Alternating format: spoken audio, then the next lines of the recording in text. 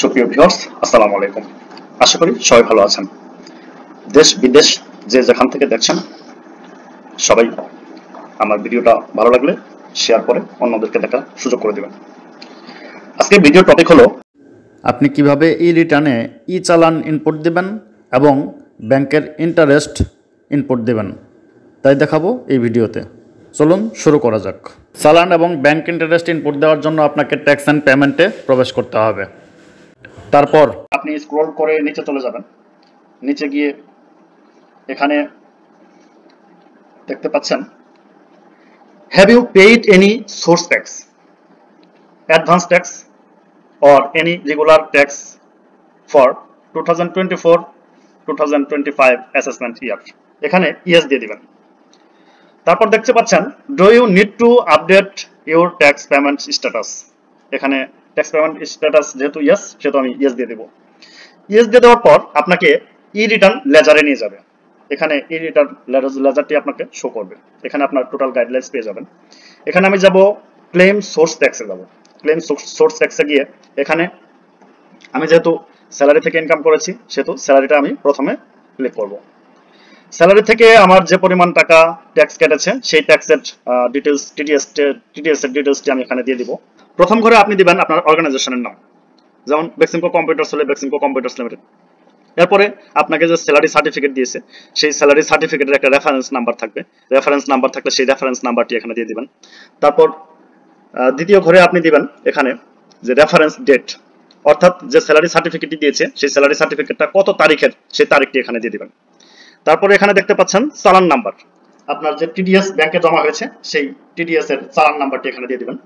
তারপরে চালান date of চালান, যে তারিখে আপনার চালানটি জমা হয়েছে টিডিএস এর সেই ডেটটি এখানে দিয়ে দিবেন।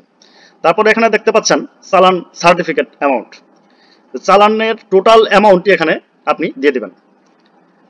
আপনার একাধিক এমপ্লয়ির এখানে চালান অ্যামাউন্ট থাকতে পারে, তাহলে সেটি আপনি টোটাল অ্যামাউন্টটি এখানে দিয়ে দিবেন। দিয়ে দেওয়ার পর আপনার কতটুকু অংশ, ওই টোটাল অ্যামাউন্ট থেকে আপনার কতটুকু অংশ সেই অংশটুকু আপনি এখানে ক্লেম করবেন। যেমন আমার এখানে 417 টাকা, তাই 417 টাকা আমি এখানে ক্লেম করেছি।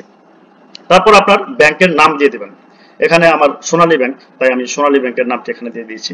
তারপর এখানে ব্রাঞ্চের নাম, ব্রাঞ্চের যে নাম আপনার এখানে আমারটা গুলশান কর্পোরেট ব্রাঞ্চ, এখানে গুলশান কর্পোরেট ব্রাঞ্চ চালান অনুযায়ী আপনি দিয়ে দিবেন। চালানের যে ব্রাঞ্চের নাম থাকবে সেই ব্রাঞ্চে এখানে দিয়ে দিবেন। দিয়ে দেওয়ার পর সেভ দেওয়ার পর আপনার এখানে আপনার অটোমেটিক চলে আসবে। এইভাবে একে একে যতগুলো চালান থাকবে সবগুলো একে একে ইনফরমেশন দিয়ে সেভ করে এখানে আপনি সিরিয়ালি নিয়ে নেবেন। নিয়ে নেওয়ার পর এরপরে আপনি চলে যাবেন, যদি সঞ্চয়পত্র থাকে সঞ্চয়পত্রে ক্লিক করে সঞ্চয়পত্র ইনফরমেশন ক্লিক করে ফিল আপ করে এইভাবে দিবেন।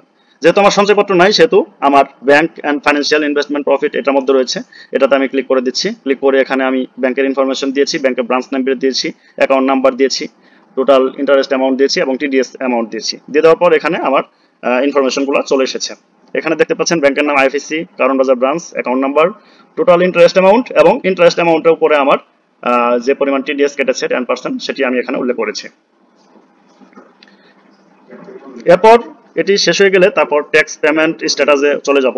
ট্যাক্স পেমেন্ট স্ট্যাটাসে ক্লিক করার পর এখানে এরকম একটি ইন্টারফেস আপনার ডিসপ্লেতে শো করবে। তারপর গো টু ই রিটার্ন এই অপশনটিতে আমরা ক্লিক করে দেব। ক্লিক করে দেওয়ার পর এখানে একটু অপেক্ষা করলেই দেখতে পারবেন যে আপনার এরকম একটি ইন্টারফেস আপনার ডিসপ্লেতে শো করবে। তারপর আপনি স্ক্রল ডাউন করে নিচে চলে যাবেন। গো টু অনলাইন রিটার্ন আমরা এটিতে ক্লিক করে দিব। ক্লিক করে রিটার্নটি সাবমিট করে দিব। এই ছিল আজকের ভিডিওটি ভালো লাগলে লাইক কমেন্ট শেয়ার করে অন্যদের দেখার সুযোগ করে দেবেন। থ্যাংক ইউ ভিউয়ার্স, আসসালামু আলাইকুম।